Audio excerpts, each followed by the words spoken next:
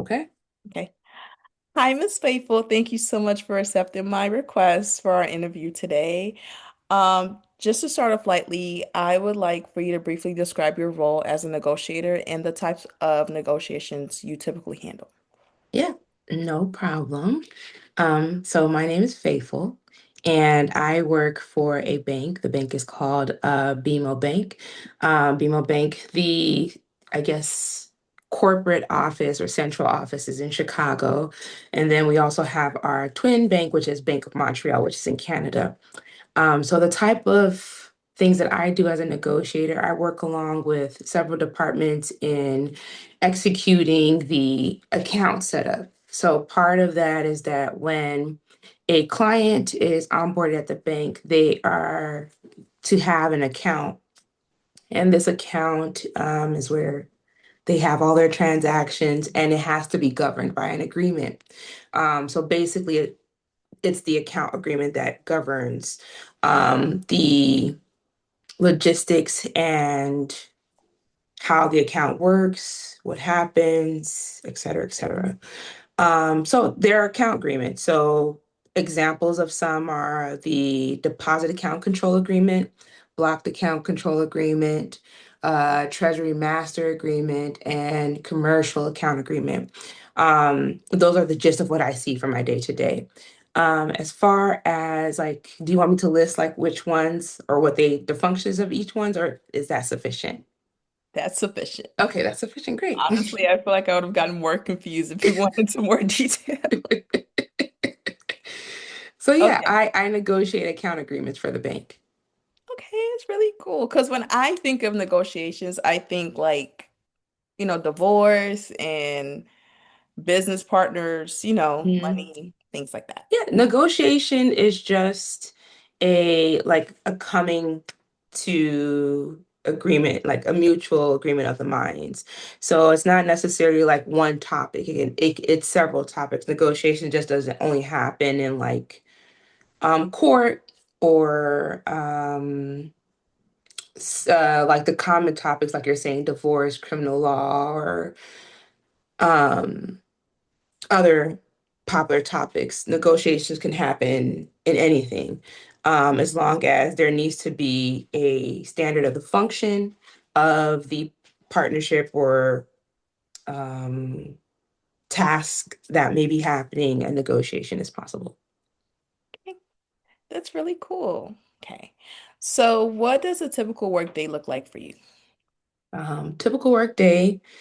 I guess I'll outline exactly how I start, these negotiations. So basically, I have other people that I work with, but in this, we have an inbox, and in this inbox, our partners, our bank partners, whether that is like sales or account opening or our DAC team, they send requests to our inbox saying, hey, the customer needs to negotiate an agreement.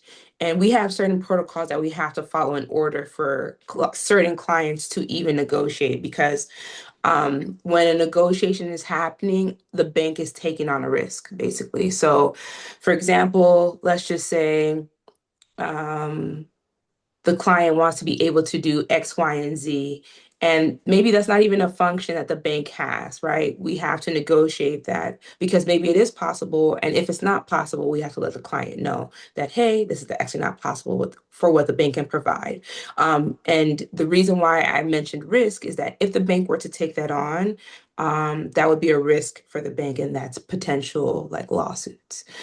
So we try to mitigate the risk in terms of what the bank will have when the negotiations are happening. So when we do receive them, we take a thorough review of the agreements, and then we look at the agreements. They provide us with what we call a red line. So what that means is that when we receive an agreement, you'll see basically out like a red line of like what they want, what they don't want, the terms that they can agree with, or the terms that they can't agree with. So once we receive that, we provide feedback, and there's the negotiation happens basically. And then there are other tasks that I do along with negotiating. But negotiation is the base of like what I do. So yeah. Okay. And you do most of these at home because we did speak about you working from home. Yes, Okay. I work from home and I love it. I start my day off at 7 a.m. and I may clock out at like 5 p.m. depending on the day. Today I was on the computer till like 7 just to complete some things for a negotiation that is going to be completed tomorrow morning. So yeah. So what are the most common problems or obstacles you run into during negotiations? That's a good question. Most common problems. Um, that's a good question. I guess common problems is just um, finding out like what the bank offers. Like majority of the times when we do see a negotiation, the client may want something and I have to go digging for it. Like, does the bank offer this? So in that, um, those are common problems because if I don't know that, I have to go do my research and find out what the bank can provide. And then we're also working with other teams to make sure we, are aligned as one bank. So if I have to like hit up sales or if I have to hit up our higher up in legal, I will do those things. So common problems is just like just figuring out, does the bank, can the bank offer this? Yeah, I would say that. And I mean, along with like figuring out what risk the bank is willing to take depending on the client, because it does depend on the client. So common problems is a risk, what we want to take on, and two, does the bank offer this? So those are common problems. Okay. So you would say your main problem is just not having enough information. Not having enough information. It's only so much you can like mentally have. But we do have like resources where we can look through whether it's our counterparts or our website or like our internal websites of like what we offer. It's not that it's not enough information. The information is there. We just have to do our research, just like with any other job. Like if it's something, I don't know, if you have like a job and I don't know, if somebody works at Walmart, for example, and maybe somebody brought in a 300-day-old receipt, they're like, we may not be able to take that back, but then their manager's like, no, we can take that. It's kind of like that. So you just have to go looking for the information, whether or not you can. Okay. I really like the correlation with the Walmart and then bringing it Mhm. from right here to down here Yeah, because I understood that part. yeah. Okay. So what tools or software systems do you currently use to prepare for negotiations? Yeah, so it's the bulk of it, majority is using like Outlook, which like most corporations use. So you have your email with Outlook. And then other things that we do utilize, we do have internal um, documents. So there's a thing we use Confluence. So Confluence is where if you need to find information out regarding like a specific team, maybe it's a product that's the bank is offering and you need to find out who to talk to. That would be your site to use. We also use, the regular Word suite, or Microsoft suite, programs. So we use those. ServiceNow, trying to think of other things that we use, Live Link. So it's a plethora of different resources, but majority of what if I would say on a day-to-day, it's Outlook or a Microsoft product. Yeah. Okay. And do you feel like these tools are sufficient or do you think there's anything that can improve them? Oh, they are sufficient. To be honest, every year something's being updated because, in terms of keeping current, you have to. So there's always going to be something updated. So maybe personally, maybe the way I organize myself might change. But I believe like everything I have is sufficient. It's just that maybe within myself, I just probably need to do a workaround, maybe to find another way to be efficient in my task. That's probably it. Okay.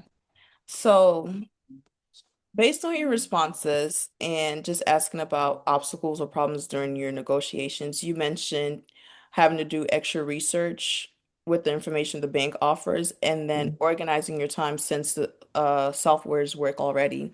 Do you think you could like come up with a perfect solution, or like if you had a magic wand to like fix these problems, what would it look like? Um, Like it could be an app, like a system, something. um, if I'm honest, I don't think that may holistically apply to what I'm doing because the programs and systems we do have in place work. Um, I wouldn't change anything. It may just be like departmental changes, like how things go through the work chain and or the cadence of certain things within the workspace. But other than that, I wouldn't say anything needs, or if I could wave a wand, what would it be? Because um, systems are updated all the time. So we progress with them. We progress with them. So um, I don't have any idea of what would change or what would be updated.